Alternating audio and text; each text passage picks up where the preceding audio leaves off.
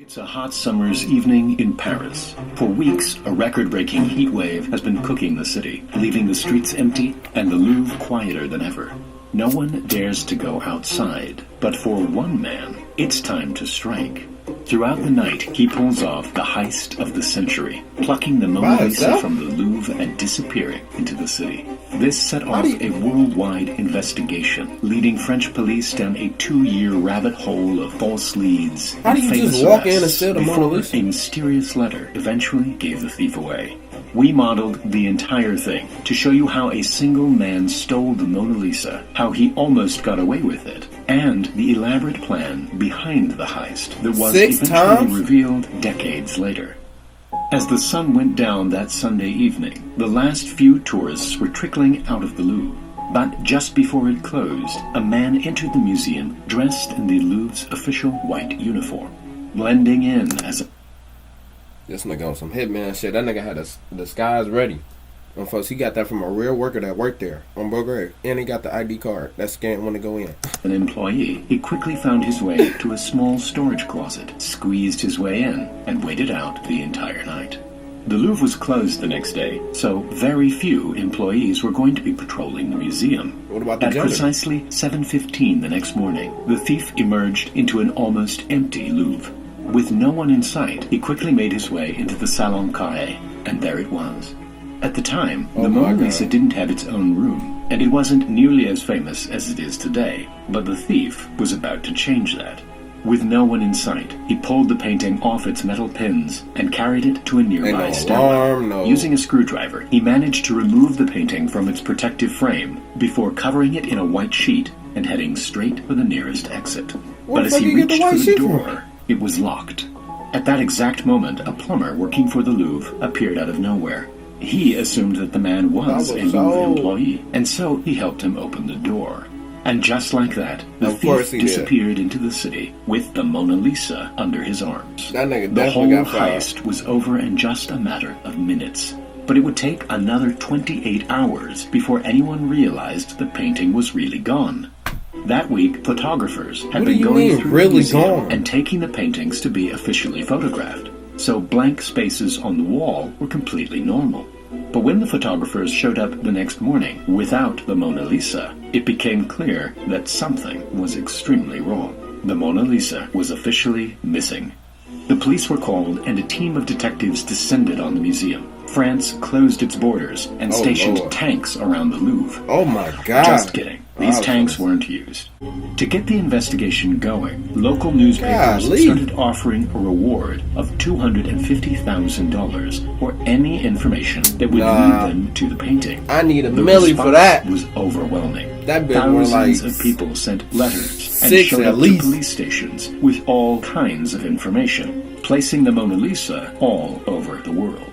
2 separate witnesses recalled seeing a man leaving the Louvre with a bulky object. But the descriptions of the man were completely different. One person claimed... What the fuck? That look like 2 different people. But the description...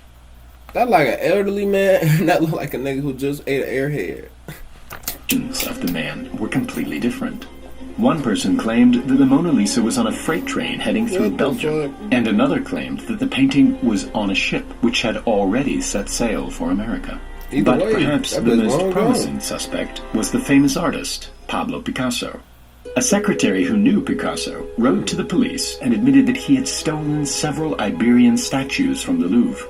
He claimed to have sold these statues to Picasso, who went on to use them in one of his paintings. It seemed unlikely, but after checking the serial number on the statues, the Louvre confirmed that they really were from the museum. Picasso was arrested and taken in for questioning. Meanwhile, the police turned their attention to another famous suspect, American banker and art collector J.P. Morgan. At the time, art forgery was a big business, and paintings were often being forged and sold to naive millionaires in America. According to the claim, Morgan had commissioned the heist, and the painting was now on its way to him. Police in America stopped and searched a boat pulling into New York, but there was no Mona Lisa on board.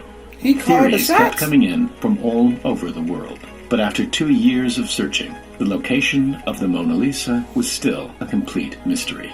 As it turned out, the Mona Lisa hadn't gone far at all, and it was sitting in an apartment just 2 miles from the Louvre. 2 miles from the... This was the apartment of Vincenzo Perugia, a 29-year-old Italian who used to work at the Louvre as a handyman. He knew every weakness of the Louvre. He knew that it was closed on Mondays. There? He knew about the photographers, and it was him who had made the Mona Lisa's protective case, which he dismantled so easily during the heist. After leaving the Louvre, he hid the painting in a trunk with a false floor, which he had made himself. But how did he get away with it for so long? Amazingly, Perugia already had a criminal record, and his fingerprints were already in the system. But only his right-hand fingerprints were in the system, and the one on the picture frame was a left-hand print, and so a match was never found.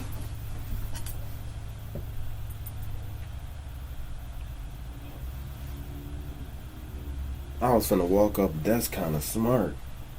Oh my god, like, he probably knew that. During the investigation, police had visited Perugia's apartment twice, but never found anything. Little did they know that the Mona Lisa was hiding right under their noses.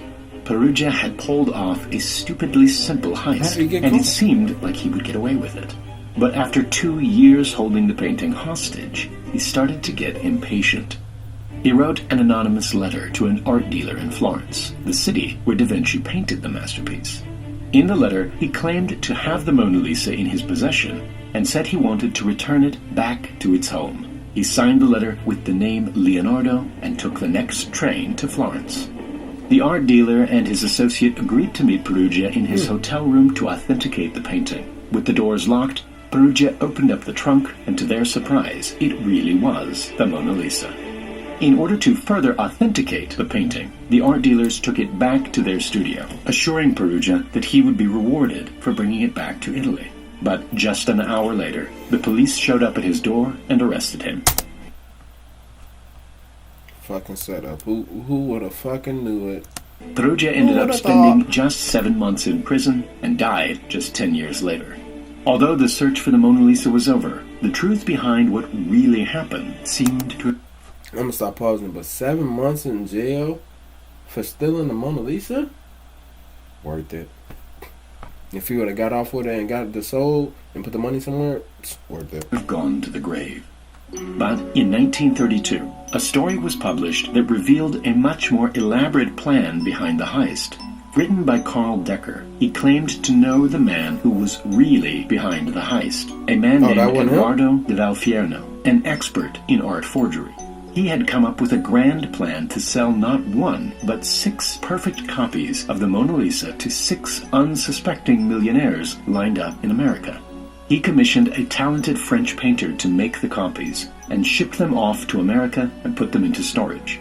In order for them to believe they were really getting their hands on the Mona Lisa, the real one had to go missing, and so he contracted Perugia to pull off the heist. Wow. When news spread that the Mona Lisa had gone missing, the paintings were sold to their buyers, and the 3 involved ran off with the equivalent of $90 million. Damn! I said 6. I only said 6 million. They ran off with 90?